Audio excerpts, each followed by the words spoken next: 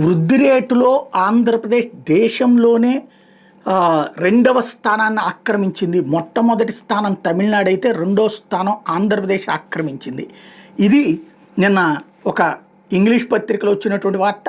దాన్ని చంద్రబాబు గారు ట్యాగ్ చేయటం, దాంతో ఇవాళ అన్ని పత్రికలు తెలుగుదేశంకి అనుకూలంగా ఉండేటువంటి పత్రికలు హైలైట్ చేసినాయి.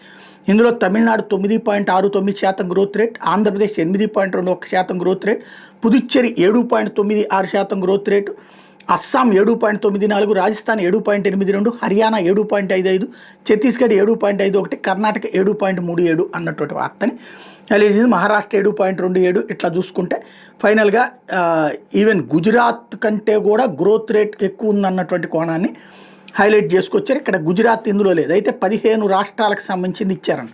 అయితే దీని మీద సాక్షి ప్రొజెక్ట్ చేసుకొచ్చినటువంటి కథనం ఏంటంటే, ఇది గ్రోత్ రేట్ ఎంత ఉంటుంది అంటే రాష్ట్ర ప్రభుత్వం ఇచ్చిన నివేదిక, రాష్ట్ర ప్రభుత్వం నివేదిక ఆధారంగా అనౌన్స్ చేసి పడేశారు. అక్కడ ఆ స్థితి లేదు.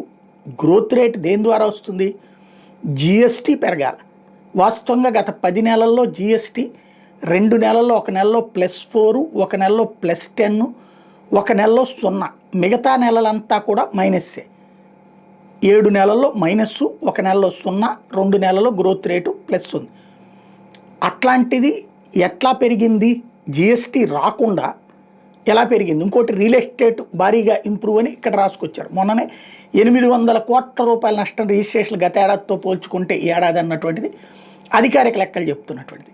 మరి ఎలా వచ్చింది ఈ గ్రోత్ రేటు అన్నటువంటిది ఇప్పుడు సంచలనాత్మకమైనటువంటి అంశం. ఈ గ్రోత్ రేట్ ఇట్లా ఉంటే, అంటే నిజంగా ఈ గ్రోత్ రేట్ ఉంటే అద్భుతమైనటువంటిది, రాష్ట్రానికి సంబంధించి ఒక మెరుగైనటువంటి స్థితికి చేరినట్టే.